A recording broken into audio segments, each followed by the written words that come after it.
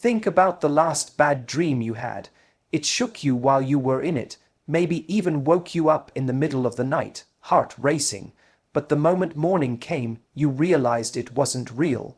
And you moved on with your day. That's exactly how you need to treat him. He might have felt real intense, consuming while you were in it. But now that it's over, don't drag the nightmare into your waking life. He doesn't deserve your replay, your analysis, or your tears. Forget him like a bad dream, erase him from your mind, and step into the morning of your life, brighter and lighter.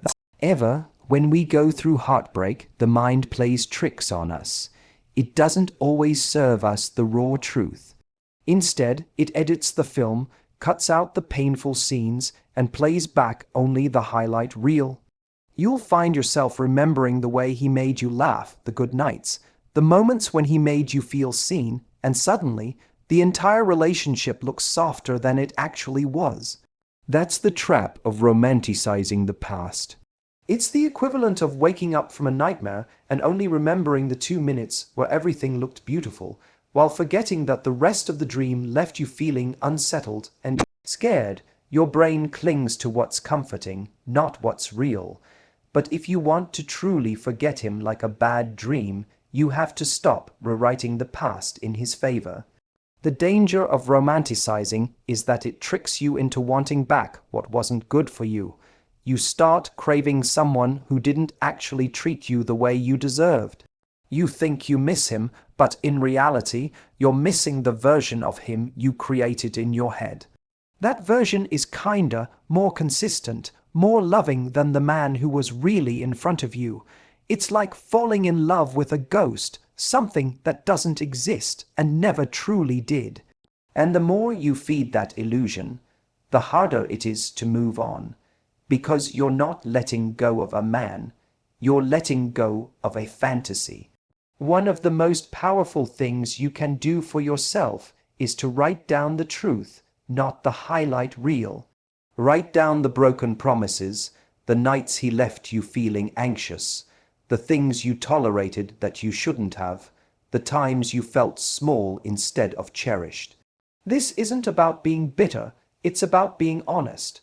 Because the truth is, if the reality matched the fantasy, you wouldn't be here trying to erase him. You'd still be with him. The relationship ended for a reason, and that reason wasn't because you imagined it. It was real. Romanticizing blinds you to those reasons and keeps you stuck in a loop of longing for someone who didn't truly deserve you.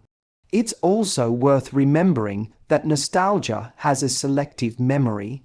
When you look back, your mind highlights moments of joy, but it doesn't always show you what it cost to get those scraps of happiness.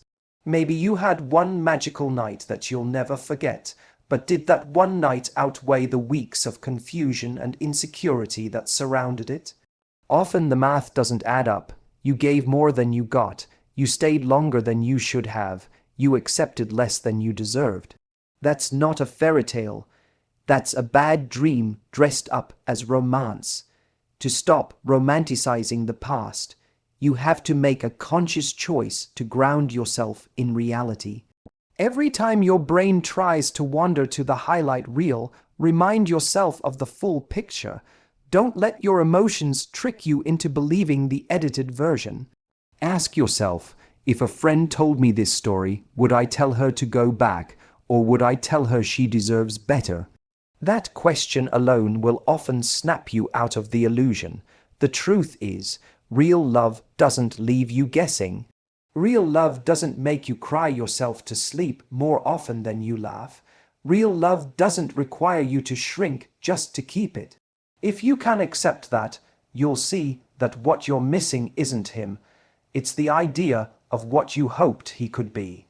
And that idea is what you need to release, because it never existed outside of your mind. So the next time you catch yourself replaying the sweet moments, remember the full dream. Remember the way it ended, the way it made you feel, the way it held you back. Then, like a bad dream, let it fade.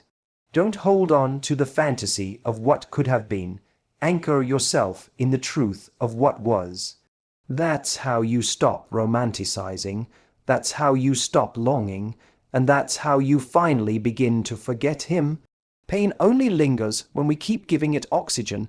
Think about a bad dream again. You wake up, your heart's racing, you remember the fear, but within a few hours, it's gone. You don't keep telling yourself the story all day.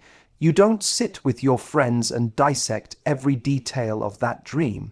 You let it fade, but when it comes to him, you replay the nightmare in your head on a loop. You analyze his words, his actions, his silences. You let the pain rent space in your heart and mind, even though it doesn't deserve a permanent home. And that's the difference between a dream and heartbreak. One is fleeting because we let it go. The other lasts because we keep feeding it.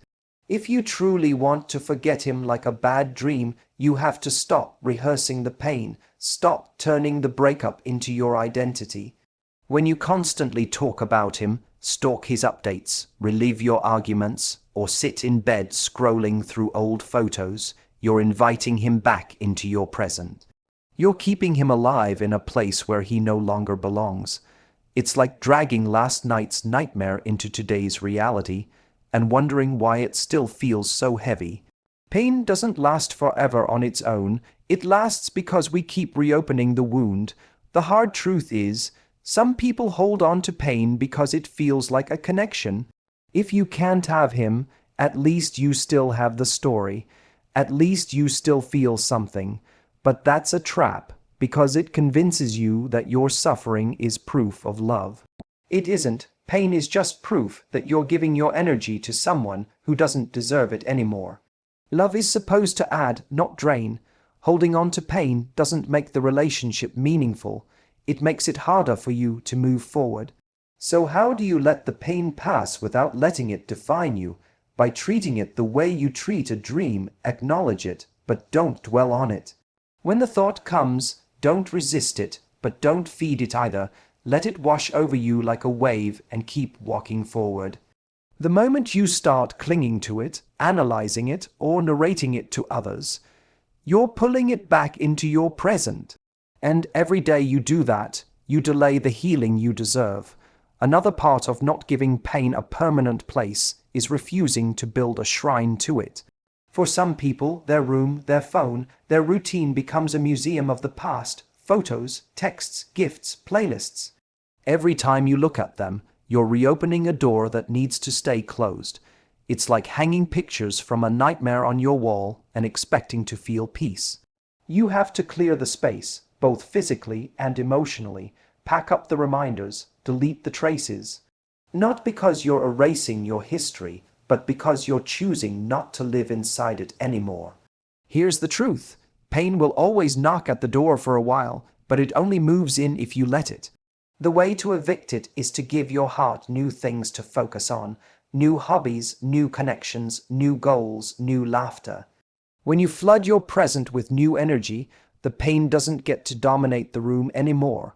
It becomes background noise until eventually it fades out completely. Forget him like a bad dream by refusing to replay the nightmare. Don't give it a permanent place in your story. Let it pass through you, like a shadow that doesn't deserve to stay. The moment you stop feeding pain, it starts starving. And when it starves, it dies. That's how you erase him, not by fighting the pain, but by refusing to make it your home. Healing isn't just about deciding you're done. It's also about cutting off the reminders that keep pulling you back in. Every time you see his name pop up on your screen, every time his face appears in your feed, every time you scroll through old conversations, you're giving him a new entry point into your emotions. Those triggers act like sparks on dry wood. They reignite the fire you've been working so hard to put out. If you truly want to forget him like a bad dream, you have to erase the little things that keep him alive in your daily life. That means deleting, blocking, unfollowing, not as a dramatic statement to him, but as a gift of peace to yourself. People often resist this step because it feels extreme. They say things like, "But I don't want to be petty," or "What if he thinks I'm bitter?" But here's the truth. Protecting your peace is never petty. Setting boundaries isn't bitterness. Erasing reminders isn't about him at all. It's about you choosing not to torture yourself with triggers you don't need. When you wake up from a bad dream, you don't spend the next day looking for things to remind you of it. You don't decorate your walls with images of the nightmare. You shake it off and move forward. That's exactly what cutting off emotional triggers does for you in real life. Every time you leave those reminders in place, you're leaving a door unlocked for the past to walk back in. Maybe you're having a good day, you feel like you're making progress, and then suddenly you see a post of him out with someone new. In one instant, your mood crashes, your confidence wavers, and you're back in the loop of questioning your worth. That's the power of triggers. They collapse your progress in seconds. And while you can't always control random memories, you can absolutely control the digital and physical reminders that are within your reach. Cutting off triggers is also about more than social media. It's the playlist that drags you back into the moments you shared. It's the hoodie you keep tucked in the corner of your closet just in case. It's the texts you reread even though they no longer serve you. All of these are strings tying you to someone you're trying to let go of. Each one may feel small, but together they keep the weight of him alive in your life. The act of clearing them isn't about erasing your past. It's about refusing to let your past dictate your present. This step isn't always easy. Deleting photos can feel like deleting proof that it happened. Blocking someone can feel like admitting they still affect you. But think of it this way: erasing the triggers doesn't erase your memories. It just stops you from reopening wounds every single day. You don't need evidence of the relationship to validate that it was real. You lived it, you felt it. That's enough. Now you need to free your environment from the hooks that keep pulling you back. What you'll discover when you start cutting off these triggers is that the silence they create gives you space to breathe again. Without constant reminders, your mind naturally starts to detach. You'll think about him less, the memories will soften, and the craving to check in on him will fade. Just like a bad dream, the less you replay it, the less it clings to you. Eventually, it stops haunting you altogether. So don't keep feeding the ghost of him with daily reminders. Delete the messages, block the access, unfollow the updates, pack away the belongings. Do it not because you hate him, but because you love yourself enough to choose peace. Every time you cut a trigger, you cut a string. And when enough strings are gone, he's no longer tied to you at all. That's how you erase him, not with force, but with boundaries. And once he's gone from your daily triggers, forgetting him becomes not just possible, but inevitable. When someone leaves your life, the first thing you feel is the emptiness. You wake up in the morning and there's no text. You go about your day and there's no call. Nights feel heavier, weekends feel longer, and the silence feels louder than it should. That emptiness can trick you into believing you miss him, when in reality, what you're missing is the space he used to occupy. It's not always about the person. It's about the role they played in your routine, the attention they gave you, the distraction they provided. That's why it's so dangerous to leave that space untouched, because an empty heart will crave anything to fill it, even the very thing that broke it. If you don't fill the space he left with something new, your mind will keep reaching for the old. You'll find yourself tempted to text him, check his updates, or revisit the memories, not because he's the right person for you, but because your brain is desperate to avoid the void. This is where so many people get stuck. They confuse the ache of emptiness with the desire to be with him again.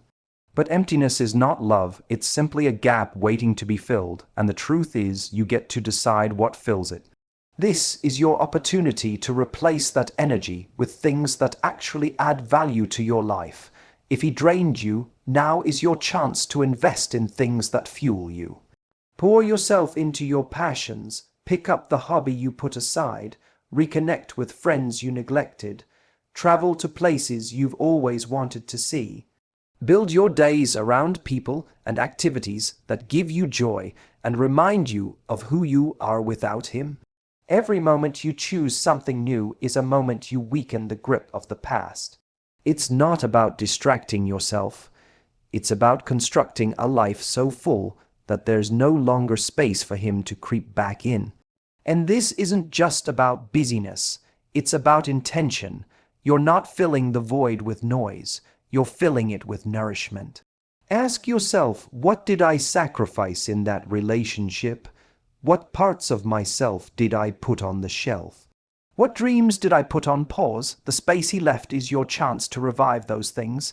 Maybe it's your career, maybe it's your creativity, maybe it's your health, maybe it's your friendships. Whatever it is, pour into it with the energy you used to waste on him. That's how the emptiness transforms into empowerment. The irony is that when he left, he probably assumed he took something irreplaceable with him. His ego may have told him you'd always feel that void.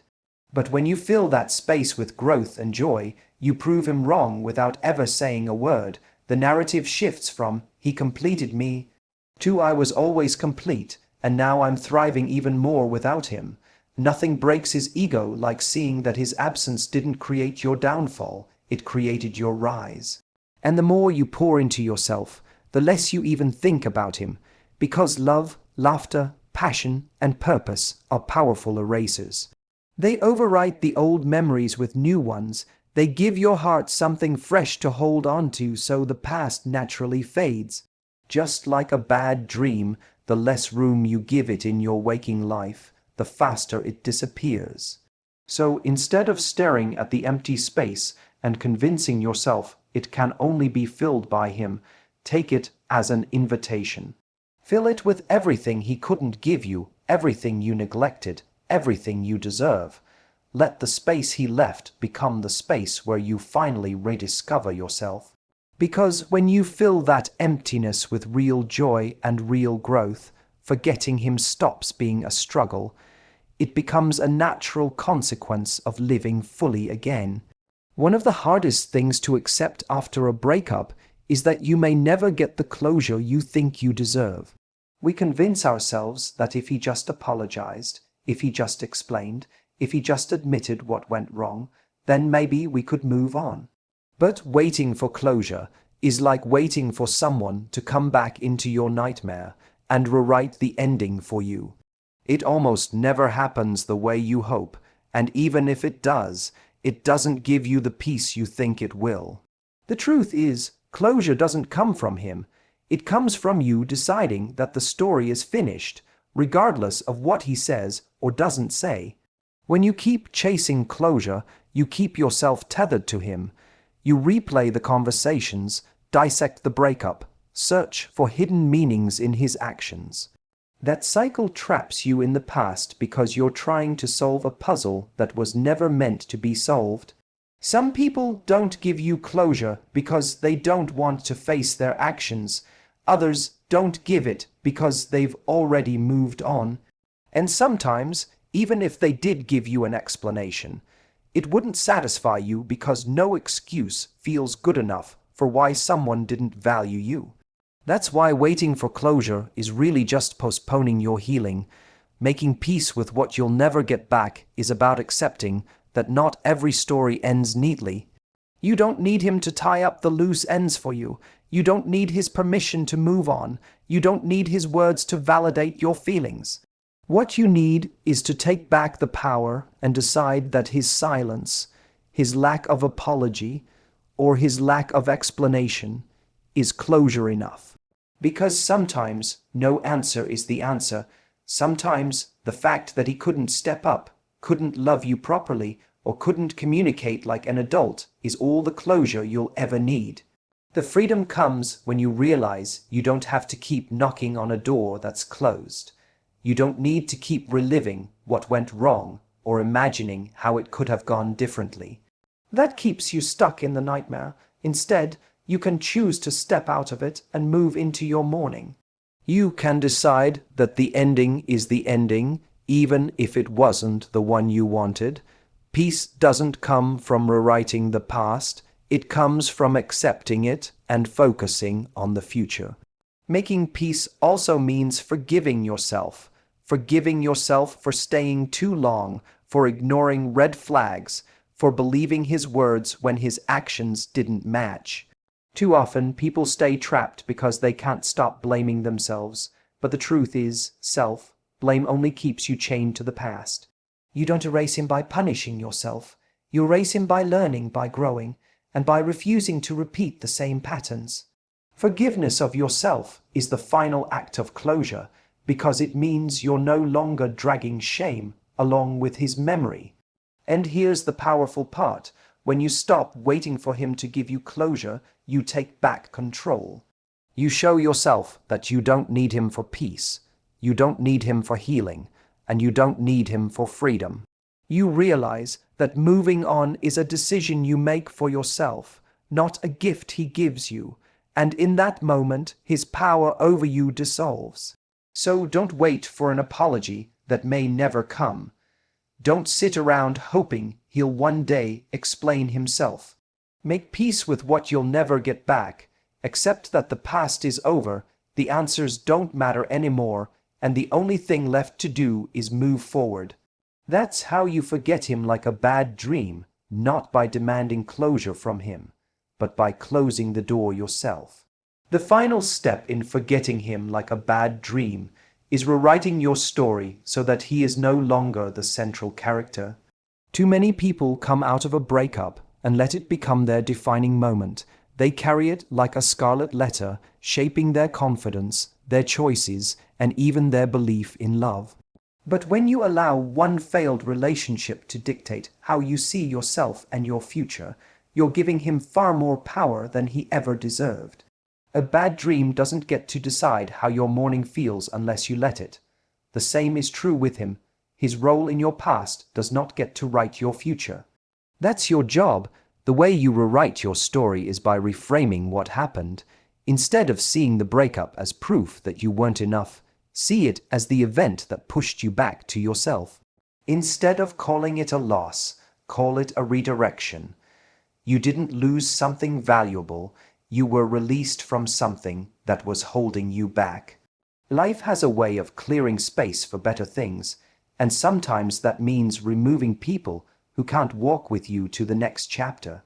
When you see it that way, the breakup isn't a punishment, it's a gift. It's not the end of your story, it's the beginning of a better one. Part of rewriting your story is taking ownership of your narrative. People often make the mistake of telling their breakup story in a way that paints them as powerless. He left me, he hurt me, he broke me. Those statements may feel true, but they're not empowering. They make you sound like a victim of his choices rather than the author of your own. Imagine instead if your story sounded like this. I learned what I will no longer tolerate. I discovered how strong I can be on my own. I realized I deserve more than someone who couldn't see my value. Do you see the difference? One version keeps you stuck in the nightmare, the other turns it into fuel for growth. Rewriting your story also means deciding what role love plays in your future. Some people let heartbreak harden them. They close off, they guard themselves, they vow never to let anyone close enough to hurt them again. But that's like refusing to wake up because you had one bad dream. Just because he couldn't handle your love doesn't mean love itself is the problem. It simply means he wasn't the one capable of receiving it. Don't let his inability to love you properly stop you from believing in what you deserve. Love is still real, relationships are still beautiful, and your heart is still capable of giving and receiving fully. His failure doesn't define your future. The beauty of rewriting your story is that you get to choose the tone. Do you want your story to be about loss, bitterness, and regret? Or do you want it to be about growth, resilience, and becoming the version of yourself who is unstoppable? The pen is in your hand now. Every decision you make to invest in yourself, to pursue your goals, to love yourself first, becomes a sentence in this new chapter. Every time you refuse to look back and instead focus forward, you're reinforcing the truth that he is no longer part of your story. Forgetting him like a bad dream isn't just about erasing the memory, it's about rewriting the narrative so that he's just a passing character in the background, not the main plot. The real story is about you, your growth, your power, your happiness. When you live that way, you don't just forget him. You rise above him, and in the end, that's the sweetest way to move on. By writing a story so good that he doesn't even matter anymore. Forgetting him like a bad dream is not about pretending it never happened. It's about refusing to let it follow you into your tomorrow. Every time you wake up from a nightmare, you make a choice. You can either carry it with you all day, or you can shake it off and step into the sunlight. That's exactly how you handle him. You acknowledge it, you accept what it taught you, and then you leave it where it belongs in the past. You don't heal by holding on, you heal by letting go. You don't move forward by replaying the old story, you move forward by writing a better one. You don't reclaim your power by waiting for him to notice what he lost. You reclaim it by realizing what you've gained: strength, clarity, and a life that is yours again. So let him fade like a shadow at dawn. Let the pain lose its grip. Let the memories lose their weight, and let your heart rediscover its freedom. Because the truth is, the best way to erase him is not with anger, not with revenge, not even with sadness. It's with indifference. The day he no longer defines your story is the day you've truly forgotten him, and that's when you'll see he was never your forever. He was only your lesson.